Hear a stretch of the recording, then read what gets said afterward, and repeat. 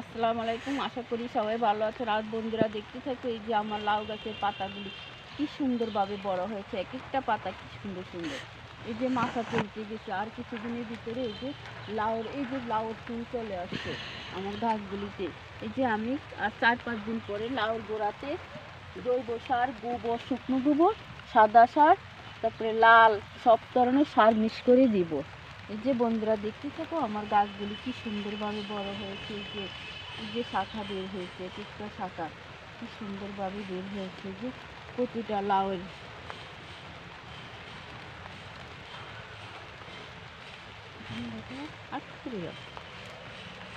এই যে পাতাগুলি কি সুন্দর বড় বড় হয়ে আছে।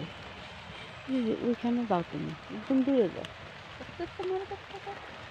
এই যে বন্ধুরা দেখতে থাকো, এই যে লাউর গাছটা 45 দিন হয়েছে। এই যে কি সুন্দরভাবে লাউর ফুল চলে আসছে। এই যে অনেকগুলি কলি আসছে।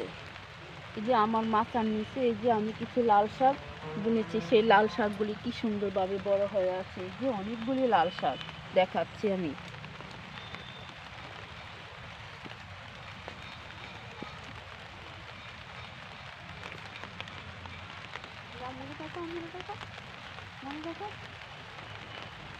এই যে বন্ধুরা দেখতে থাকো, এই যে আমার করলা গাছটা কি সুন্দরভাবে হয়ে আছে। এই যে বন্ধুরা দেখতে থাকো, এই যে এখানে একটা করলা চলে আসছে। এই যে করলাটা, এই করলা গাছটা হাইব্রিড করলা। এই যে অনেক কানা শাখা বের হয়েছে করলা গাছটাতে। এই যে অনেক করলা।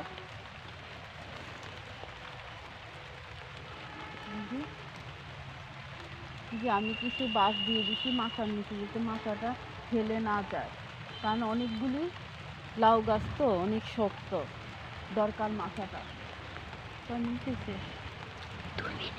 আচ্ছা, এই যে বন্ধুরা দেখতে থাকো, এই যে আমি দেখাচ্ছি যে এখানে আমার সিম গাছ কি সুন্দরভাবে এই যে সিমের কানাগুলি বের হচ্ছে এখানে।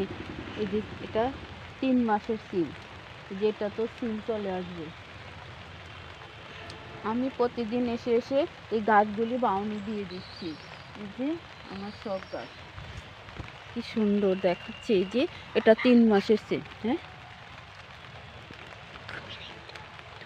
আচ্ছা না না একটু এই যে বন্ধুরা দেখতে থাকো, এই যে আমার লাস্ট মা একটু কথা আছে, এদিকে আসো। আচ্ছা বলো বলো আম্মু, শুনি বলো।